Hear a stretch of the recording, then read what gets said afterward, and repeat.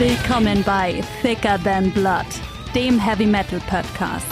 Georg und Tom, zwei Cousins, eine Leidenschaft. Macht euch bereit für Headbanging, Herzblut und jede Menge Heavy Metal. Ja, servus, grüß Gott, guten Abend. Hier ist Thicker Than Blood, der Heavy Metal Podcast von den zwei Cousins, von Georg und von mir, vom Tom. Und ja, nachdem wir gerade schon ein, zwei technische Probleme hatten, hoffe ich, dass jetzt alles besser geht. Ich entschuldige mich dafür bei unserem heutigen Gast. Wir sind nämlich nicht zu zweit, gell, Georg? Richtig, genau. Heute ist der Björn da und der Björn ist einer der Gitarristen von der Band In Mourning. Hi Björn. Hallo.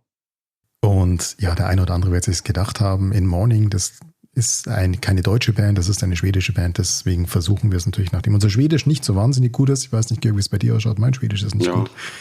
Geht so. Ich glaube, Hallo geht noch, egal.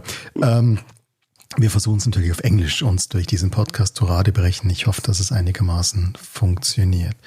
Okay, so now we switch to English and we hope everything goes well.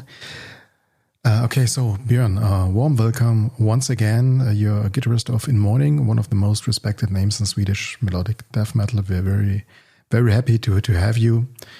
And yeah, we'll be talking about the band's beginnings in the early 2000s, their journey through 7 albums, I think, if I'm correct, influences, and of course, I think this is a topic especially Georg wants to talk about in depth, your brand new record, The Immortal. And furthermore, I suppose we also got some questions about the Swedish metal scene, which is quite famous in Germany or among German metalheads, Swedish metal bands from Sweden. Okay, so I think we'll just start into it. Georg, would you do us the favor and start? Of course. Yeah, Björn, good to have you here. Thank you.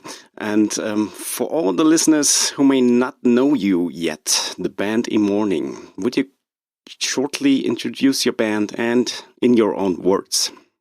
Sure. Yeah. Hello. Nice to be here. Thank you so much. Very kind of you. Kind words. No, but I mean, In Mourning is an old band by now. We've been around for.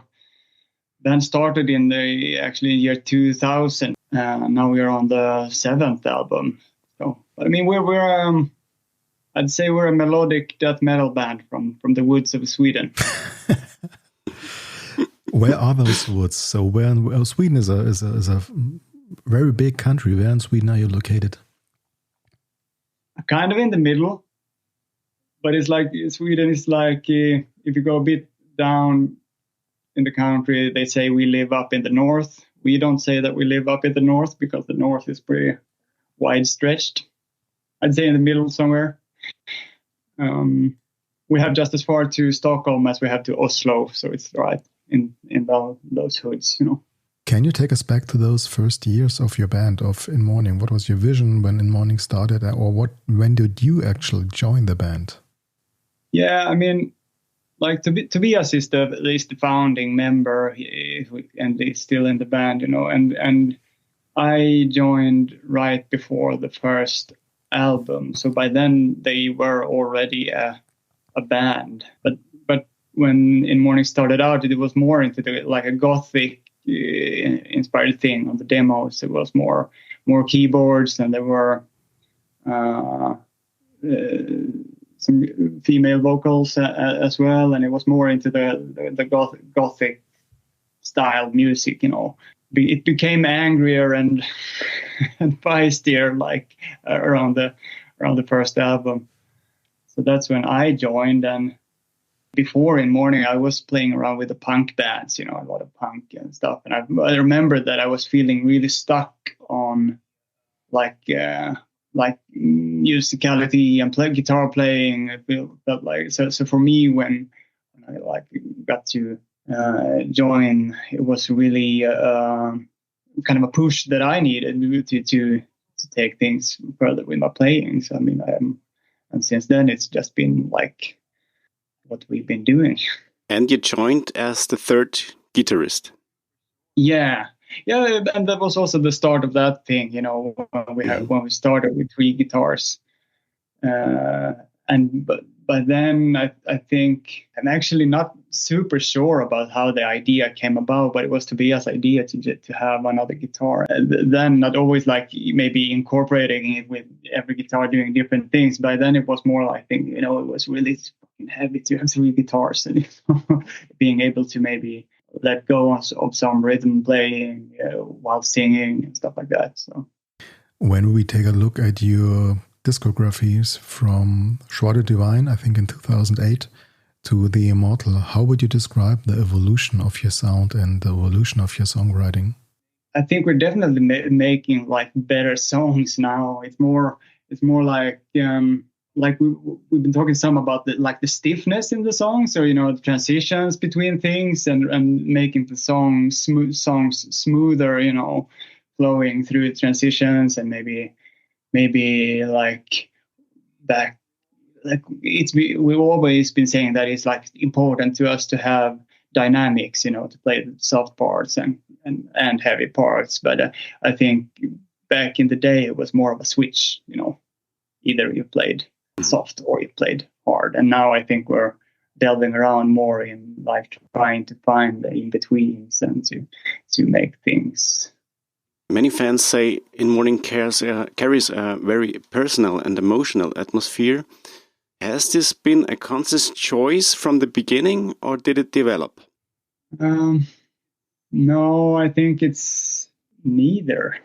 I mean, maybe it's like it's always been very personal to us. We pour fucking everything into this kind of when we do it, when we write or when we play live, and so it's with a lot of passion all the time. And I don't think it's necessarily a decision like that we sat down and said like, hey guys, make this personal now, or like, and neither maybe so much of an evolution either. I think we've always done it like that, and I think that's important, like through it all, to invest as much as you can in it, and like in the for me, I write a good deal of the lyrics, and it's like always, it's fiction in many ways. With we had mythological stories, and it's like this and that. It takes form in different places, but it's like it always comes from very real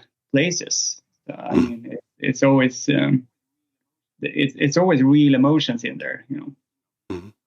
Speaking of you, which bands or genres have influenced you as a guitarist and a singer and songwriter? Yeah, well, for me, I think this is also a thing, like with the band, that it's like we come from pretty different places. We all meet in heavy metal somewhere, and but I mean, Tobias been into much death metal and black metal and more progressive stuff, like hard stuff. Timpa comes from a place of more power metal. I was brought up on that. I was brought up on heavy metal and punk. Bands like, Cult of Luna and such has been like had super big impact on me, both like where I found vocal style and also like the atmospheric thing, through in heavy music, and not being afraid to go out into space for a while. So did I get it correct? All of you guys are coming from heavy metal, but from different parts of heavy metal. So you're bringing together very different influences to the table, and at the table the mixture is In Mourning. Yeah, I'd say that. You already told us that you see In Mourning as a melodic death metal band, and melodic death metal is big in Sweden. And of course it has many faces, from the Gothenburg style to more progressive elements. Where do you see In Mourning's place within that spectrum? Oh, it's hard to place your own band somewhere, That's why I think that's also why we say melodic death metal now, because this question keeps coming back, what we see that our band is. But like when we talk about it, like between ourselves, we mainly say like heavy rock. But of course, I guess there are progressive elements in there.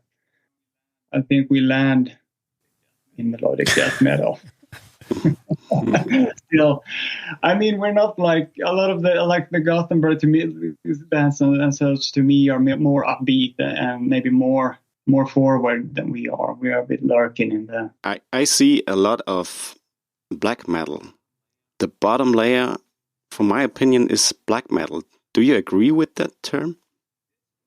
It's cool that you say that, because I haven't thought about it so much until on these latest 2 albums where we have some songs that stick out to me as well with a bit more black metal. And when you say it, it's also like one of the common grounds that we have between the members in the band as well. You know, it's all the members kind of like black metal. So I mean, maybe that's also a bit why that shines through a little bit more.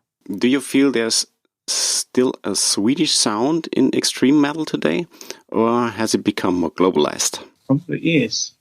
I mean, it's like, I guess maybe it's like one of those things as well. When you're in it, you don't see it as clearly, because when we talk about the Finnish sound, like in many bands that we've been touring with some Finnish bands, and you know, some parts that we play, like, yeah, this sounds like a Finnish metal part, you know. So maybe when you're leaving Sweden, you see other sounds from other places, you know.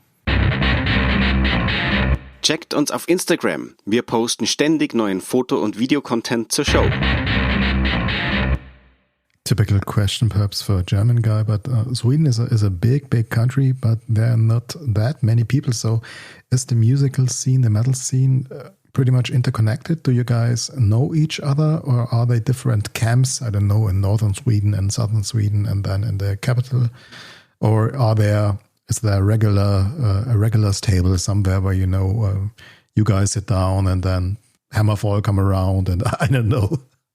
I mean, it's not so, as you say, like, it's not so many people living here, but we have far distances to our neighbors. So I mean, you don't see them every day, but like from the area where we live, there are like a clique of bands, and of course you know those people very well. Like, and all of a sudden when you're out doing gigs, you know, in Sweden or outside of Sweden, it's like you stumble across these guys every now and then.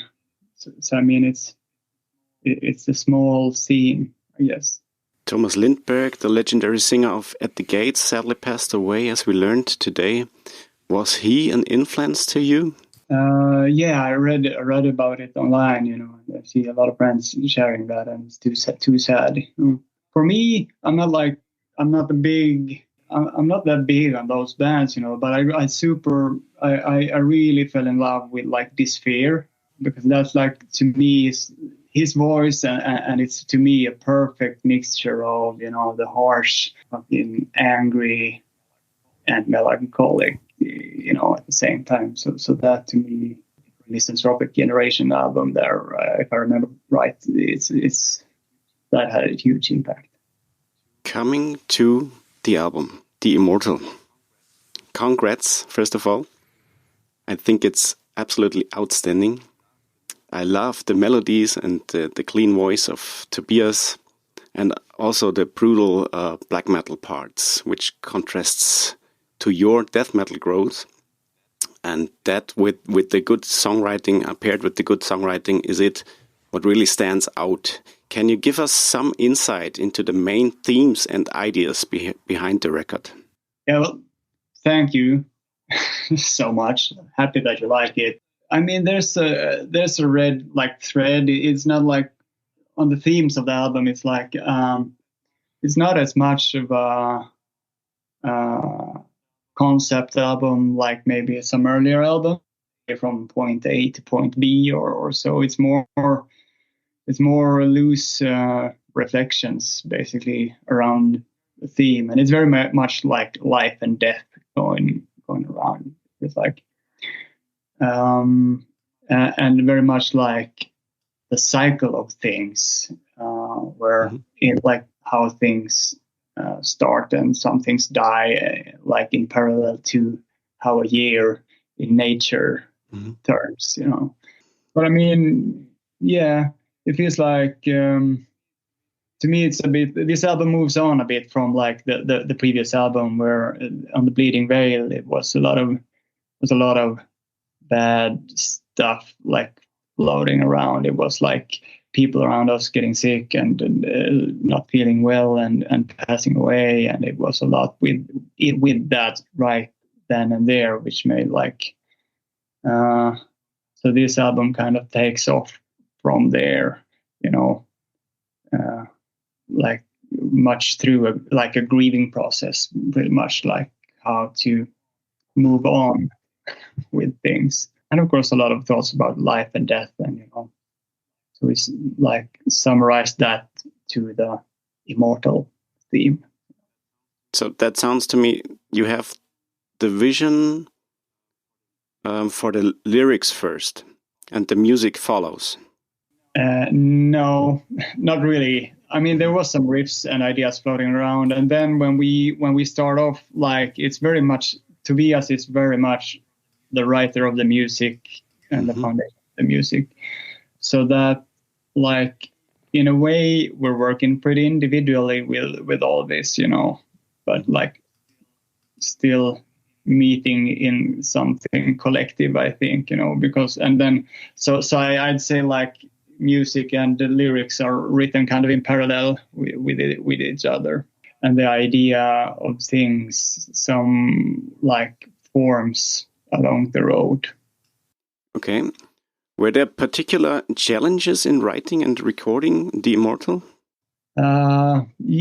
Yeah, for sure. I mean, like having all the previous albums in your backpack is kind of like a challenge in itself, I think. And I remember like talking to Tobias, and like same for lyrics and everything in the process, I think is like it's very hard to find a starting point that felt relevant, or like, you know, somewhere to go from, because it feels like you don't want to repeat the same stuff that you've done, and you want it to feel, you need to find an outlet where you can, like we said earlier, where you can like find a place where it feels like you can pour yourself into it fully, like that it means something to you, basically, I guess, because that's it. So on which point does it come together, the lyrics and the riffs and everything a certain member wrote? When do it come together? Oh, when do we come together? It's like, I think things have to be pretty completed before we fully come together. And then, there's always, you know, there's always these parts come together every now and then, I guess, because it's like both me and Tim and Tobias, we live in the same place pretty much. We're close to each other. And even if we sit on our own chambers, you know, working on our stuff, it's like, you know, of course, every now and then when we write, we pop over to each other and you know, you check out some parts and you learn some parts, or, you know, you tweak some parts and you help each other out. And then, but like when the final, like, for example, when the lyrics and the music comes together, finally, it's not until the music and the lyrics are pretty done, I'd say, with some room for tweaks, of course, and like somewhere along the process, maybe you start sending, or like you go down to each other and like start doing like some scratch vocals to try out some stuff and see if you need to tweak stuff, and so. But it's pretty late that it actually like comes together. So there are programmed drums to this point. Yeah, definitely in the writing process, and now, or actually for a while, you know, our drummer on the previous album, Jocke, he lived in Sweden, but he lived in the south of Sweden, so we had maybe a 6-hour drive or something between us. And now we have Corny, who lives in Germany, So now it's even further. So it's like a lot of being in touch, like writing to each other, you know, having video calls and talking and sending stuff back and forth. And on this album, we like made sure to have like the Tobias and Corny had like very interchangeable software, so they could actually send project files to. So Corny could basically, you know, rewrite the drums, like I think a lot of back and forth with that, and so it's been, in that sense, it's been a like big step for technology. Yeah, Cornelius, for me, he's like a winning a jackpot for In Mourning. It's awesome drumming. How big was his impact on the album? Oh yeah, no, it's weird in a way because it's in a way it's not so new. You know, we have known each other for many years. We met in Italy at the show where Ahab and In Mourning were playing, and that is 10 years ago, more maybe now. And we were sitting in the merch booth and we connected, and we ended up, you know, screaming to a car stereo after the gig, and there were plans to make a power metal bands and whatever, and but it was nice, and since then he has been visiting on the summers, you know, just hanging out, and somewhere along the road, of course, we, you know, you've been thinking about the idea of playing together, and then we were heading on tour. And that was about the time when Jocke, who now our previous drummer, he now plays with Dark Tranquillity, and he had started playing with them, and there was a lot going on, and he realized he couldn't make the tour, and Corny was supposed to be on the tour as a crew, so it was like, yeah, hey, you can't be crew on the tour. You need to play drums on the tour, and he was like, fuck yeah, and so he did. And then like things led to things. I mean, Jocke is playing full time with Dark Tranquillity now, and it was very natural to have Corny on board, and so in a way, you know, it was just natural to have him part of the writing process here. Although I know he mentioned somewhere like that he didn't tweak so much in the program because he thought they were very nice. So I think in that sense, maybe not so much impact, but on another hand, of course, he has.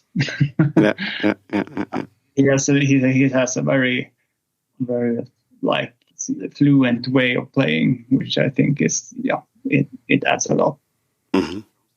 The drum sound is very organic, and speaking of sound, the sound of this record is just phenomenal. It sounds crystal clear, modern in a way, but organic on the other hand, and it's brutal. How much of the final sound was your very own impact, and what was the role of your producer?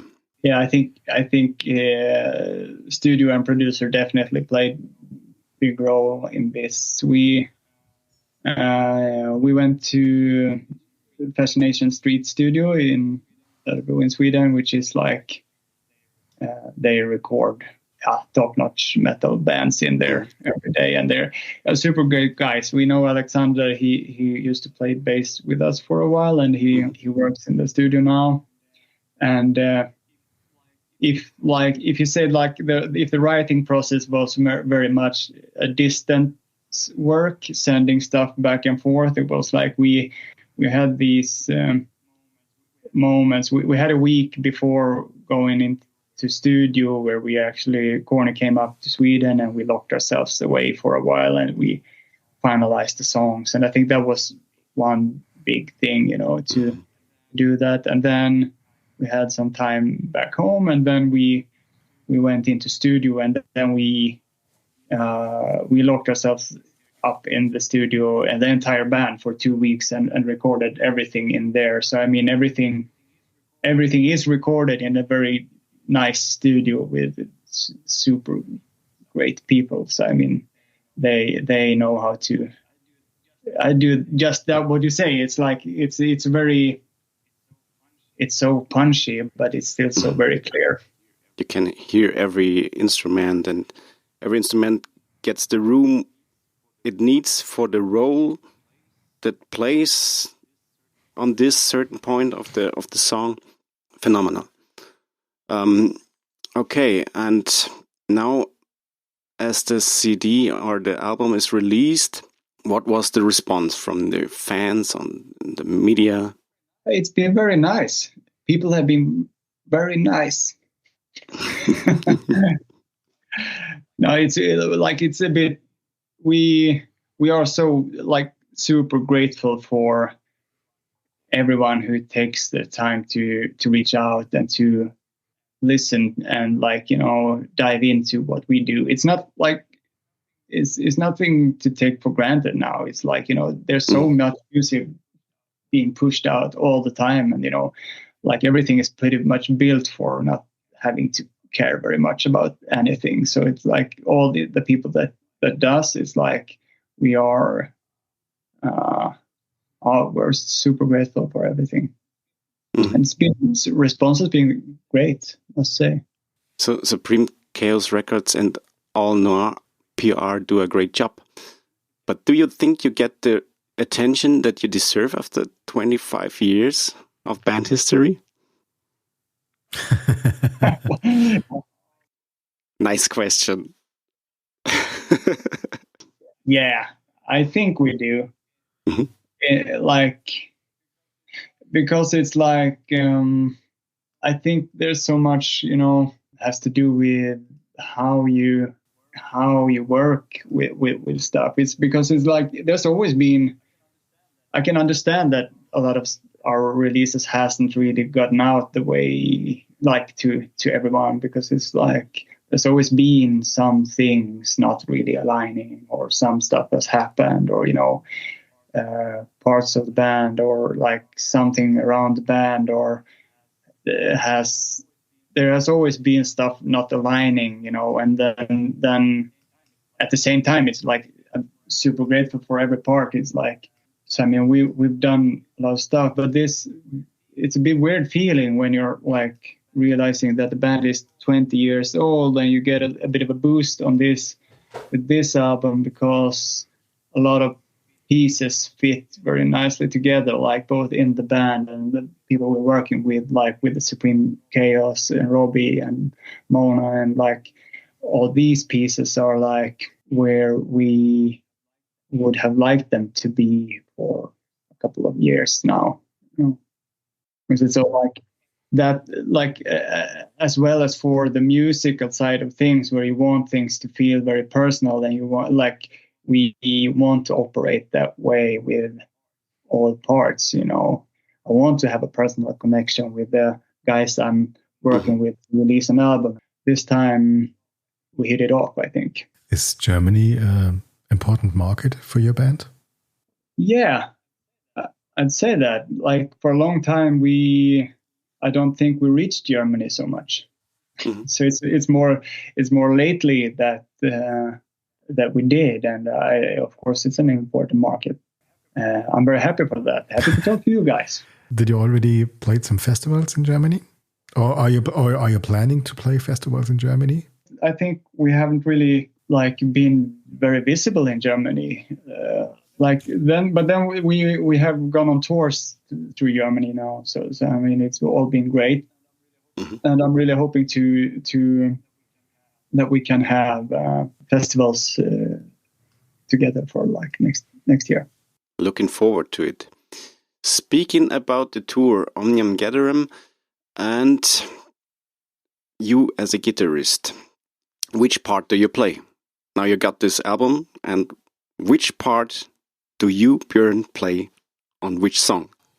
Oh, yeah, it's also it's not a straight answer to that question in a way, because it's we have guitar-wise, Tim is the solo guitar player, mm-hmm. And he couldn't join today. But then it's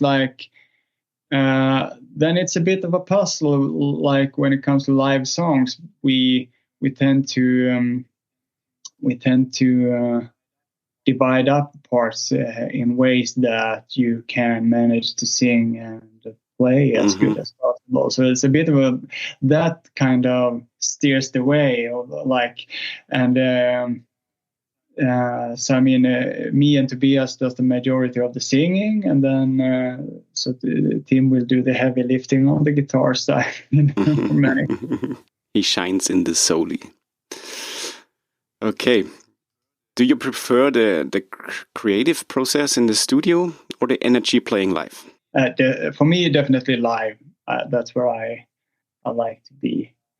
This studio visit was very nice, though. Like it's like for me, I've had like a somewhat of an uncomfortable being in studio recording, like through the years, but this time was very nice, and last times has been very nice, and but I definitely enjoy the live side of things. But mostly Germany. I see here you have more than 10 dates in Germany. Sort of in Denmark, and then there's some Germany. There's we go to Poland. I think we go to Hungary, and then we go to there's a lot of Germany. And then we have some French dates, and I think Netherlands, maybe end in the UK. There's a good ride through some of Europe. Talking about the future, where do you guys see, typical question, see you in the next 5 years? I mean, 5 years is so much longer when you're 20 years into the process, isn't it? Yeah. No, but I mean, it's harder, of course, in terms of speaking about new albums. I think you're exhausted in the writing, like parts of the brain. I mean, as far as new stuff go, I don't know. But like we do plan a lot of stuff for the nearer future. I mean, next year we like this side of year we don't have so much. We're gonna do some more stuff around the release before we're completely done with that, and then we're doing some show. But then next year we're going to the 70,000 tons of metal. Oh, nice. Back home to winter and tour in Europe, and hopefully we'll be seeing some festivals in next summer. So I mean, then that's the plans for now. Kurze Werbung in eigener Sache. Abonniert Thicker Than Blood auf dem Podcaster eurer Wahl. Erzählt euren Freunden von uns. Und was uns wirklich am meisten hilft, ist die einmalige Bewertung des Kanals. Stay heavy! Perhaps a question that's directed a little bit in another direction. Outside of metal, what music do you personally enjoy listening to? Is there perhaps anything your fans would be surprised to hear that you are listening to? Don't say aber. Surprised? I don't know. But I mean, I listen to a lot of stuff that's not metal anymore. It's like, in a way, it's like you're like have a lot of the metal in your backbone and you play metal, so it's kind of like at home. And I tend to listen to a lot of different stuff. There's quite some country going on and singer-songwritery stuff, you know. I have there's a guy called Christian Kjellvander. He's a Swedish guy who is it's kind of this darker singer-songwritery thing, which I'm weak for that. I think that's super. And then me and Tim has been joining my where I live.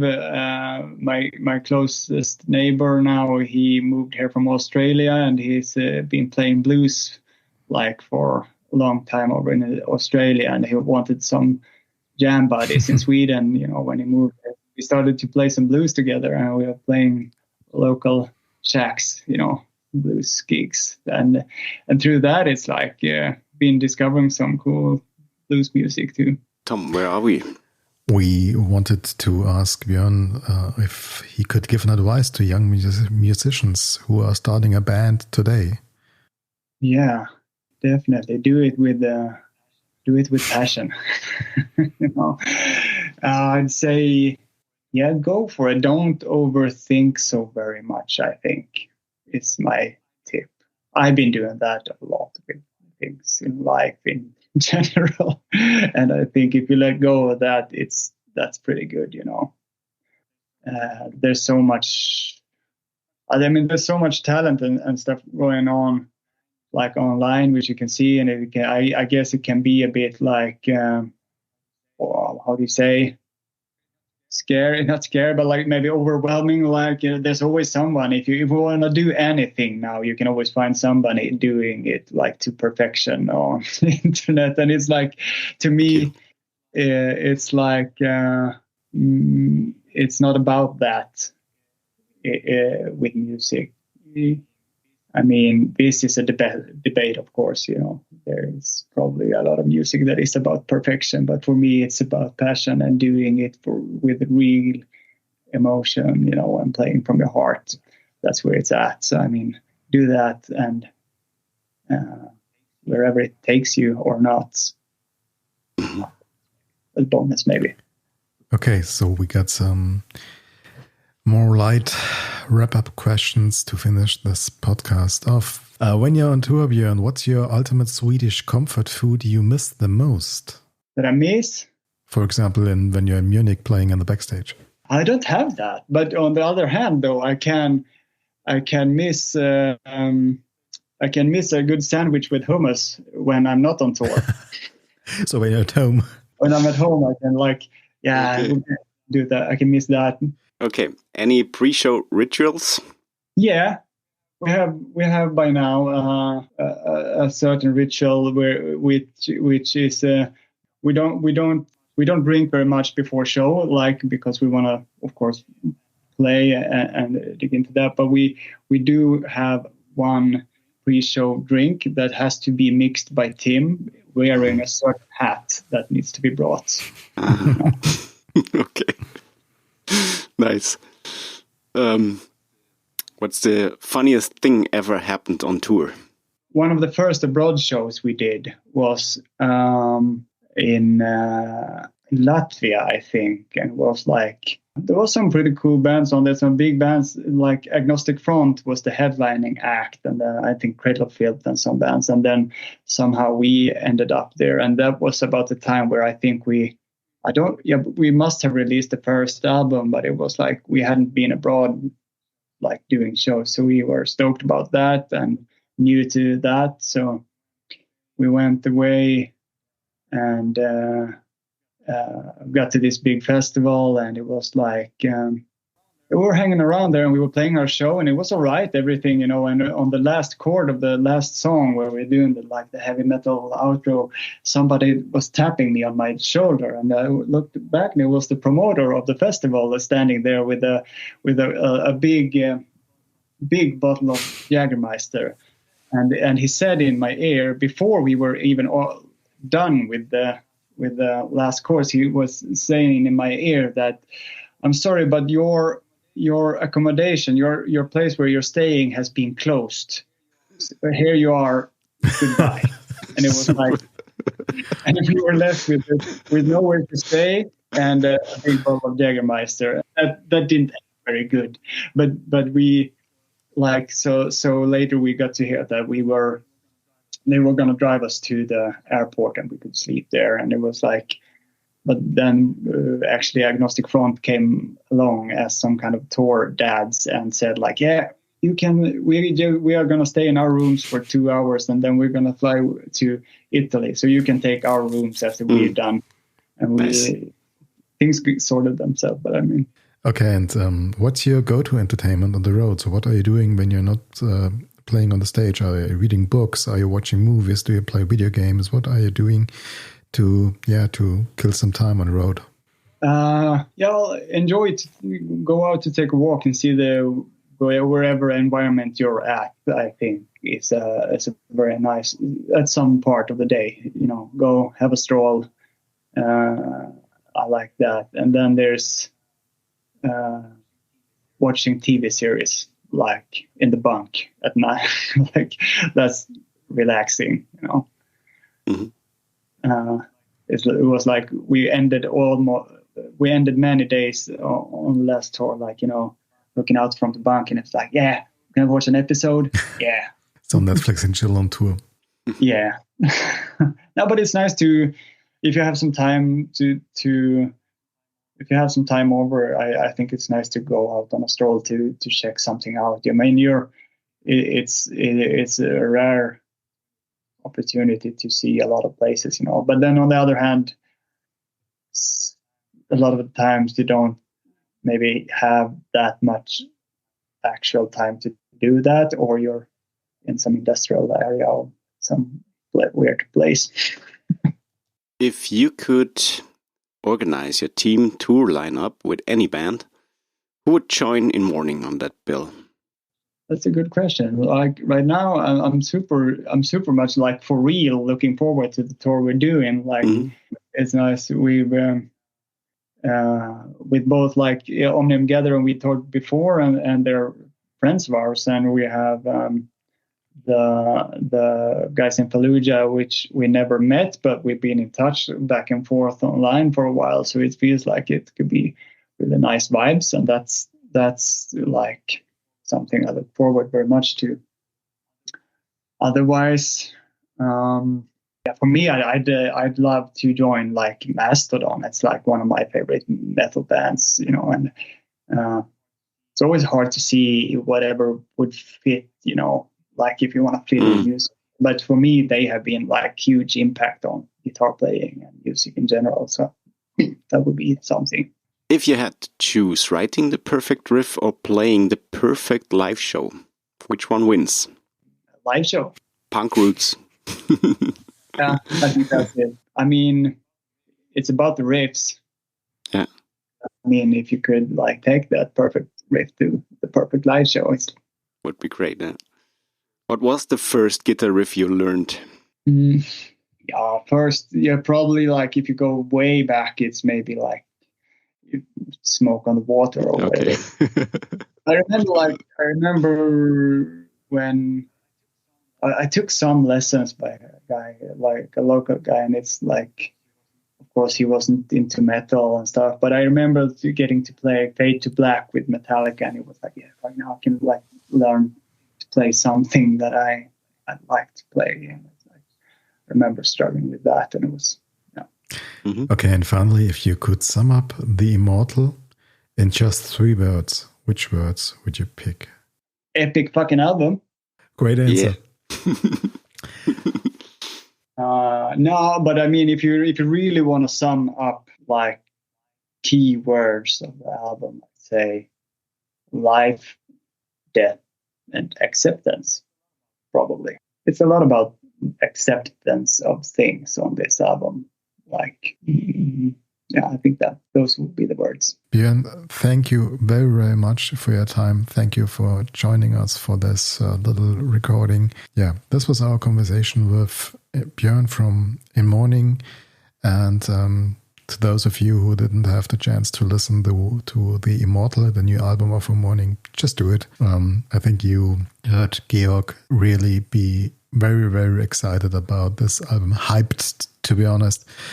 I think we also got some reviews we will play in some time, and they will also be very positive. And so if you got at least a little bit for melodic death metal from Sweden, just check it out, because it's really worth your time. And yeah, I think that's our episode for today, Georg. It was just nice. Thanks a lot, Björn. Thank you, guys. Nice chatting. Bye. Bye. Bye, Björn.